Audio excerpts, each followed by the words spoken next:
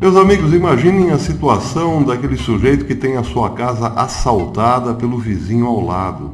O vizinho entra na casa, leva o que quer e sai batendo porta, enquanto retorna com objetos do roubo para sua residência. A vítima pega o telefone, chama a polícia e a polícia, ao invés de prender o ladrão, acampa na casa da vítima para protegê-la.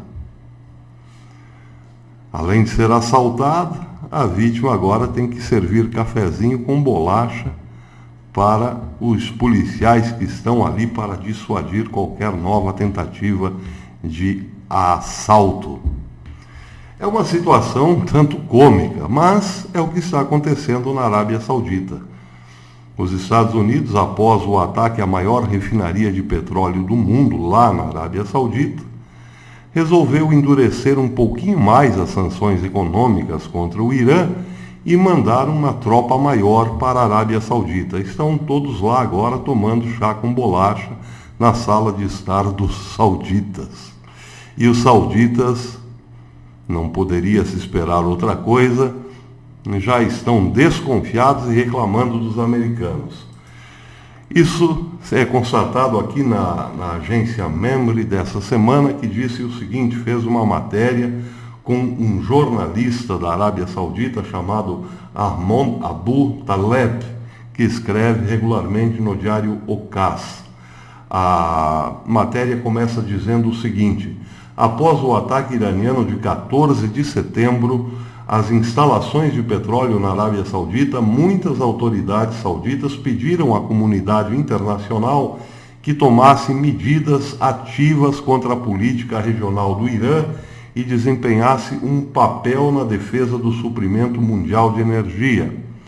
Chamadas semelhantes também foram feitas por escritores da imprensa saudita, alguns dos quais condenaram o que chamam de política hesitante e fraca dos Estados Unidos e da Companhia Internacional em relação ao Irã, e da comunidade internacional em relação ao Irã.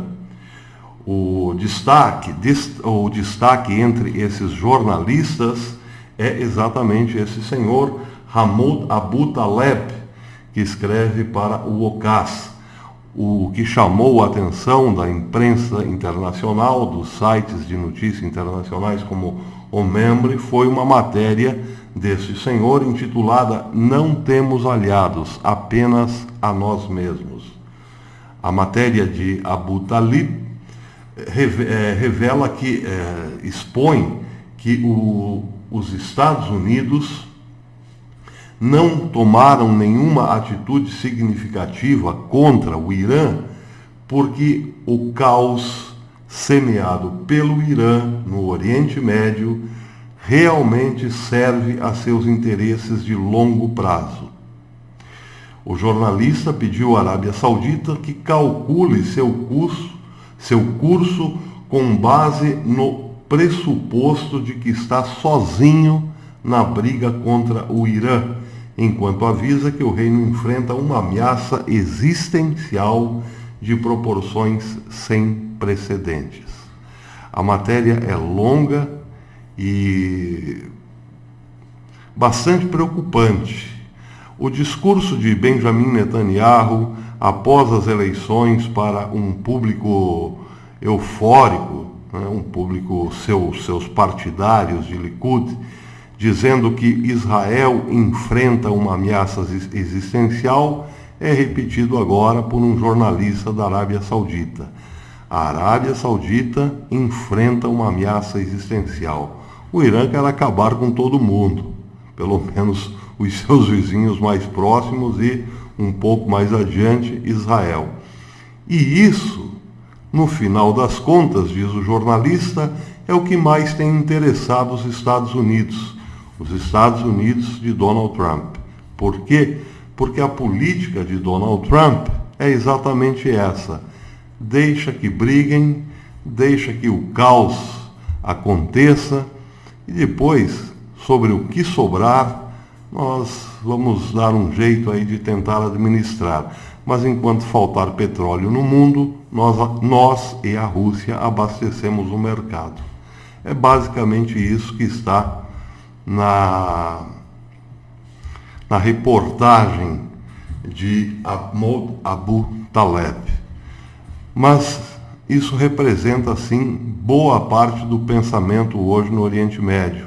Muita gente já está dizendo que não dá para confiar na política externa de Donald Trump, porque Donald Trump não é exatamente o que se esperava. Não é um estadista, mas apenas um grande vendedor. E Donald Trump quer, nesse momento, vender petróleo como nunca. É o que se diz a boca pequena.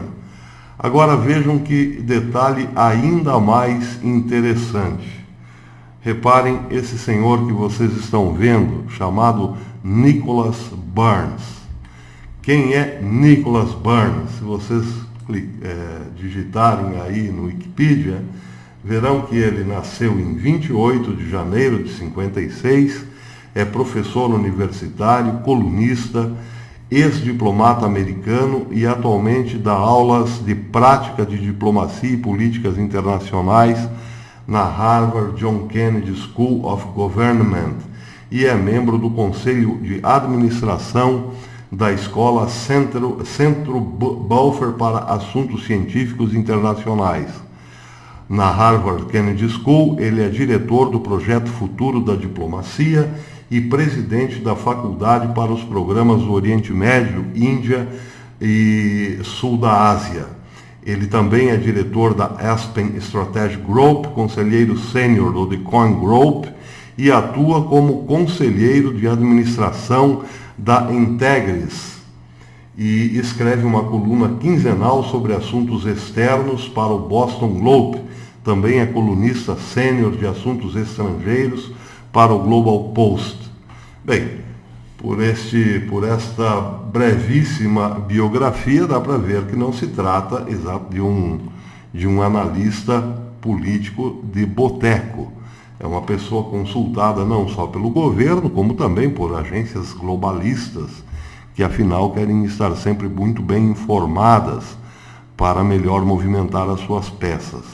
É um professor que dá informações a quem quiser de alta qualidade. Pois bem, esse mesmo analista, esse mesmo professor, que já foi executivo, já fez parte do governo, diz o seguinte: ele está escrevendo um livro agora sobre a política externa de Donald Trump e faz, de modo bastante elegante, críticas muito duras ao presidente norte-americano. Ele diz: não culpo o presidente por ter tantos acordos abertos. Bem, quais são esses acordos? Os acordos abertos são com o Irã, a Coreia do Norte, o Talibã do Afeganistão e Israel, além da Venezuela. Ele diz: não culpo o presidente por ter tantos acordos abertos, mas acho que você tem que ser duro como cidadão e classificá-los. Como ele está? Bem, no meu livro, ele não tem uma única grande conquista em política externa em mais de 2 anos e meio no cargo. Os críticos do presidente dizem que a falta de sucesso significa que o presidente está indo para as Nações Unidas em uma posição enfraquecida. Alguns especialistas em política externa dão crédito a Trump pela abertura de negociações internacionais. No entanto, há muitas críticas a seu estilo impetuoso de negociar. Numa hora, ele arrebenta, explode com líderes estrangeiros e um dia depois tenta agradá-los, porque eles acham que isso torna o tabuleiro de xadrez cada vez mais instável. Já Trump, em sua defesa, diz que é assim mesmo que negocia, que isso faz muito bem para ele e ao longo dos anos também, que isso fez muito bem para ele ao longo dos anos e que também tem sido o melhor para o seu país. O mantra de American First, diz o The Times of Israel, não foi muito bem para as outras nações do mundo. Agora, à medida que as tensões aumentam entre Estados Unidos e o Irã, o presidente precisa de apoio internacional para ajudar a pressionar Teherã. Acontece que Donald Trump não está interessado exatamente nisso. O presidente tem afastado sistematicamente toda e qualquer ideia de uma ação efetiva da força policial americana em relação ao Irã. Prefere, como disse, ficar sentado na sala, fazendo de conta que está ali para proteger as futuras vítimas. Mas uma ação policial efetiva, isso Trump não quer de jeito nenhum. Por que Trump está agindo de modo tão complacente com o Irã, que tem ameaçado Israel, que tem agora atacado a Arábia Saudita e que tem armado os vários grupos terroristas pelo mundo, inclusive aqui na América do Sul, na Venezuela? Por que Trump está tão de boa com um país tão perigoso? Dizem os mais estudiosos do assunto que Donald Trump quer continuar sendo apenas um negociante. Não quer, de fato, nada com a responsabilidade de tornar o mundo melhor. Donald Trump pensa na América, América primeiro, e para isso, quanto mais petróleo vender, melhor. Bem, o problema é que esta política tem fortalecido os inimigos da democracia, os inimigos da liberdade, como vemos aqui, por exemplo, na Venezuela. De um ano para cá, o governo de Maduro tornou-se mais forte e mais cruel. O povo mais pobre, mais desamparado, mais perseguido, mais à mercê dos justiceiros do governo, mais doente e cada vez com menos dignidade. Pois é. É preciso lembrar também que de um ano para cá, a Coreia do Norte ficou mais agressiva, tem testado armas mais modernas. É preciso lembrar que de um ano para cá, a Rússia enriqueceu como nunca vendendo petróleo. Pois é. É preciso lembrar que de um ano para cá, Israel está mais vulnerável. Pois é. Essa é a política de Donald Trump. América primeiro, mas o mundo... Bem, o mundo que fique à mercê da própria sorte. Os Estados Unidos já não querem resolver nada. Nada para ninguém. Só que tem um detalhe. Hoje é a Arábia Saudita que está dizendo: não podemos confiar mais em ninguém, estamos sozinhos. Amanhã será Israel. Israel poderá dizer a mesma coisa. Quem diria, não podemos mais confiar nos Estados Unidos. E depois de amanhã, quem sabe, seremos nós a dizer: pois é, não dá para confiar mais nem nos Estados Unidos. America first.